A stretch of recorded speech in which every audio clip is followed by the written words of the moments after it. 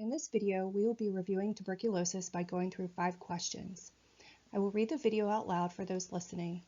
Pause for a second to get you to access that brain and all that great information stored in there. Then I will read the 4 options and we will discuss. This is just a short video on tuberculosis. If you need more in-depth information, refer back to your nursing resources under respiratory and infection chapters. We'll also be discussing tuberculosis medications during this video. Before we start, I want you to take a look at the picture. And if you did the pneumonia video, you will remember that white areas in the lungs means that's areas of consolidation or where there's fluid. There's something solid building up there. And the lungs should have nothing but air. So a normal x-ray of a lung should just be the black colors with only the white where the ribs are. And you can see in this picture, in his upper right lobe, the patient's upper right lobe, it's white. And so that's very common in tuberculosis. Tuberculosis is a very small bacteria and it can float up into the lungs and can frequently infect those upper lobes, unlike a pneumonia that settles in the bases.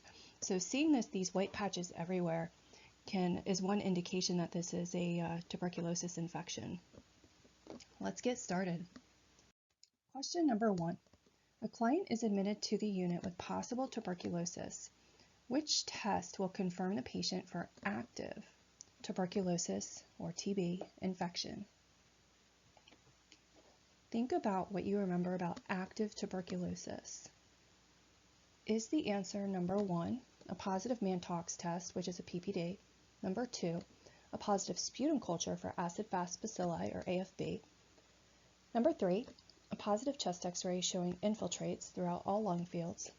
Or is it number 4, symptoms such as cough, fever, and increased white blood cell count? The answer here is number 2. This question is asking which one confirms, and though all the answers are present in an active case, the one that confirms is that the patient is actively, presently showing that growth of bacteria in their lungs, and we will be able to see that in a sputum culture. And the acid-fast bacilli that we are seeing that's infecting them is called Mycobacterium tuberculosis. The other answers might need a little bit more explaining. The symptoms, such as the cough, fever, and increased white blood cell count, that could be from any respiratory illness. A positive chest x-ray could also be another respiratory illness, though the chances of it being something else if the white areas are in the upper lobes and kind of spread throughout, a little bit more definitive, but the ultimate is getting that bacteria in that petri dish and seeing that it's actually the tuberculosis bacteria. The one that might need a little bit more explaining is this positive PPD. We have to remember that once someone is infected with the tuberculosis bacteria, they will always and forever have a positive PPD. However, that just tells us that the body is carrying the bacteria. Whether it's actively infecting them and causing them symptoms at the moment is different. So they might be actively infected, as seen by the sputum, or they might be in that latent phase. That latent phase is when they have the bacteria, but it's kind of being held back by the immune system. I like to say that it's kind of asleep at the moment. So even though they're infected, they're not actively symptomatic. They can't infect somebody else, and it's just kind of in this dormant stage in the body. But the PPD will still be positive. Number 2, a patient is admitted complaining of shortness of breath and hemoptysis. He is admitted for rule-out tuberculosis. Until a negative diagnosis can be confirmed, it is most important for the nursing staff to: is your thought, number 1, maintain droplet precautions? Number 2, maintain the patient in a negative isolation room? Number 3, increase the patient's fluids to liquefy his secretions? Or is it number 4, to suction the patient? So in this question, it's really leading us to something we're doing until we know he doesn't have tuberculosis. And the thought here is number 2. we need to make sure that until he's confirmed negative, we treat him as positive. And we have to make sure that he's in that negative isolation room, that he's on airborne precautions, because remember, this tuberculosis is a microbacteria. It's very small, it's lighter than air, and it can just travel around in the air. So we want to make sure that we put this patient in a room where the air is not going to be blowing out into the hallway.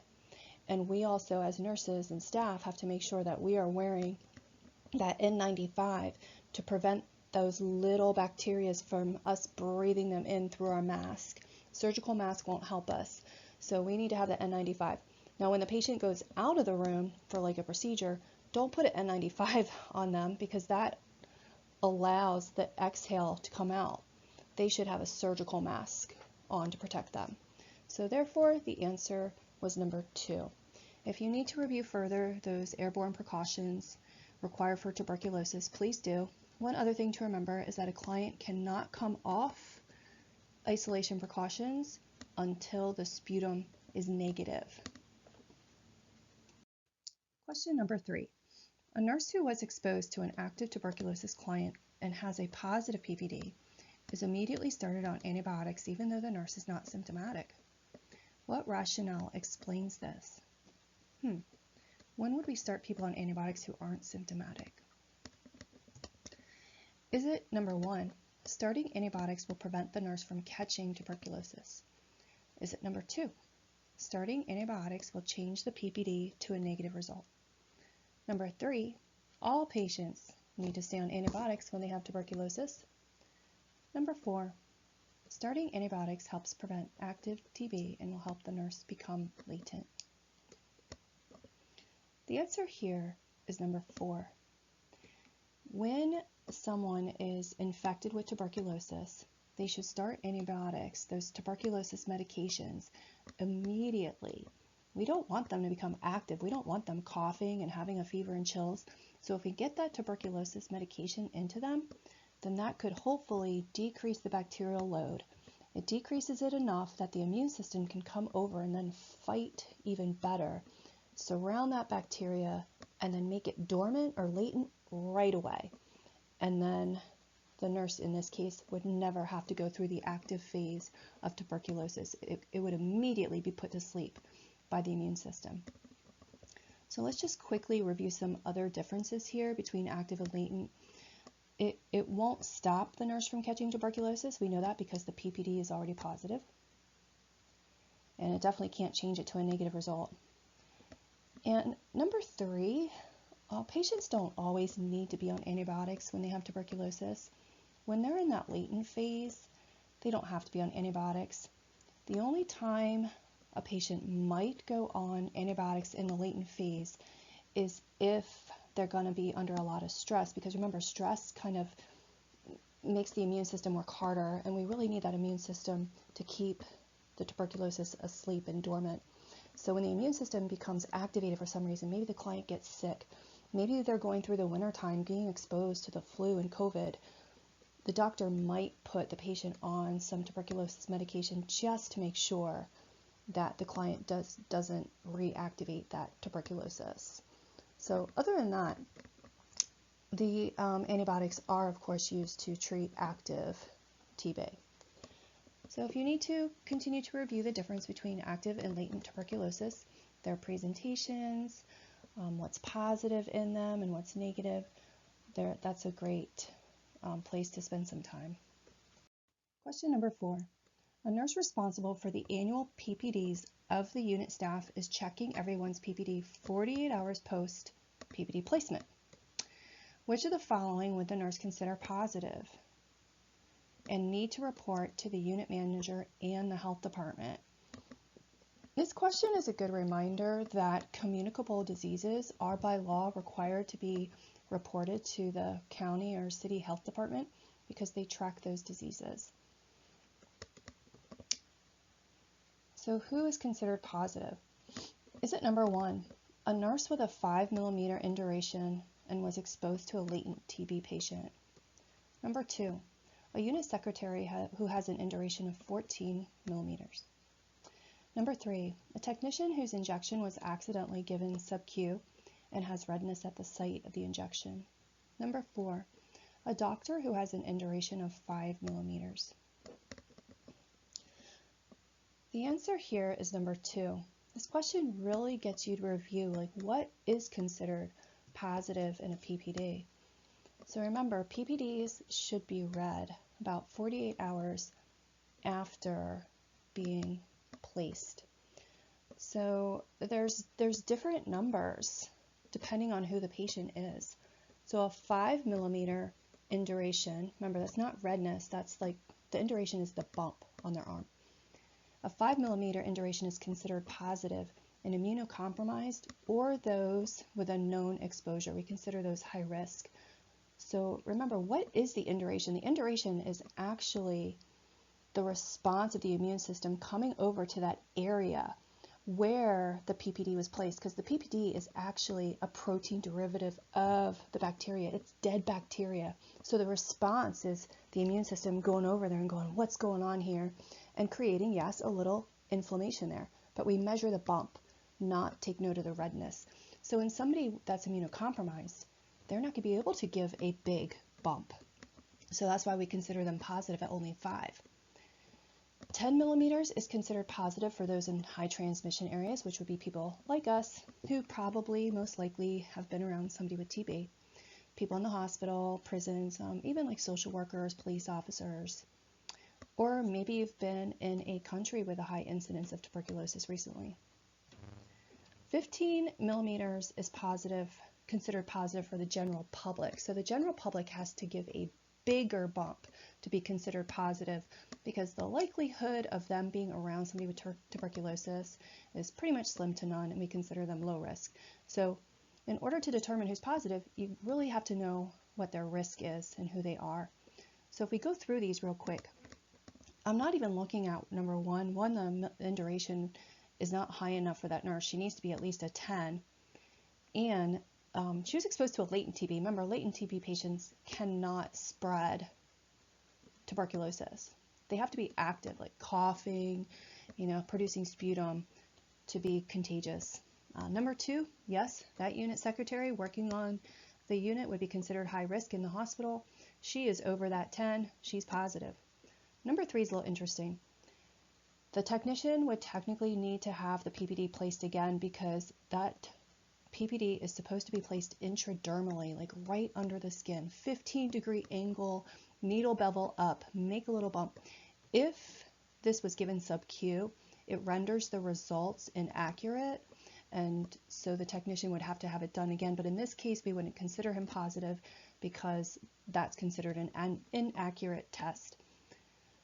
Number 4, the doctor only has a 5. Remember, he has to have at least a 10. It doesn't say he had a known exposure, and it doesn't say he's immunocompromised, so that 5 is not considered anything. He would have to show us at least a 10 millimeter bump.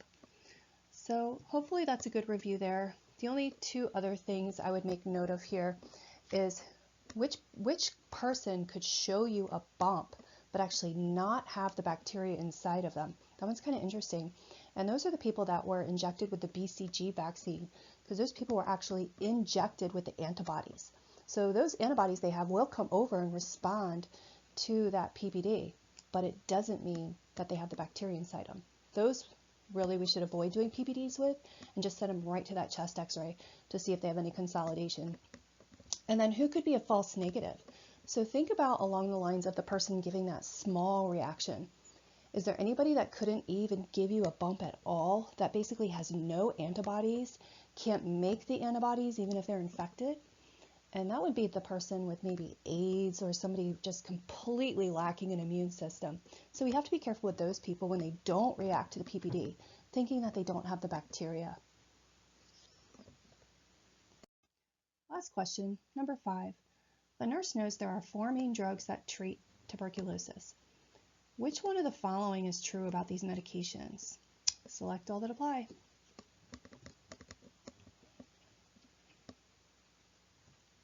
Is the answer number 1? They should be given via direct observational therapy.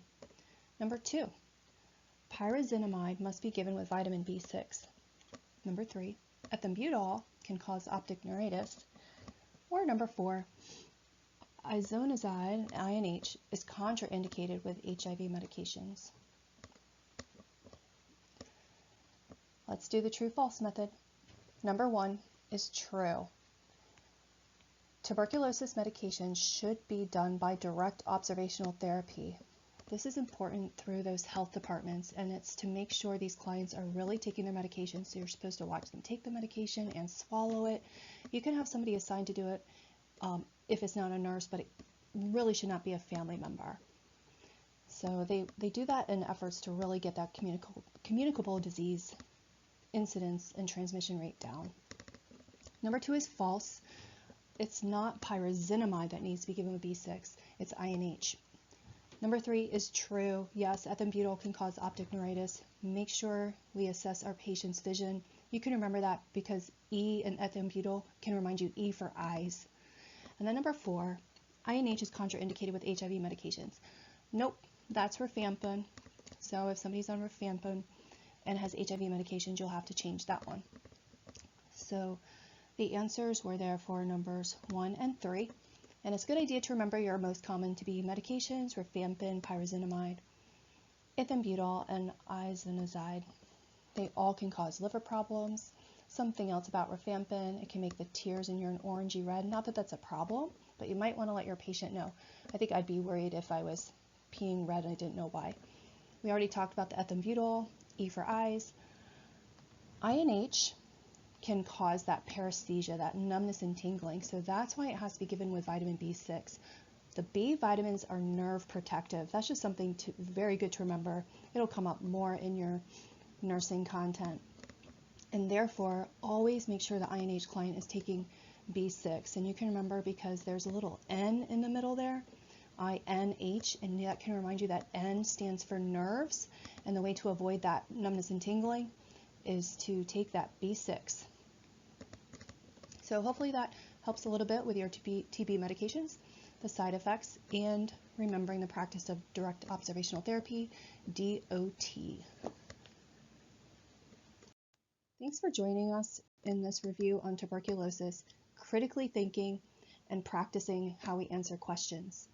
For more content like this, subscribe to our channel, and please don't forget to like our videos.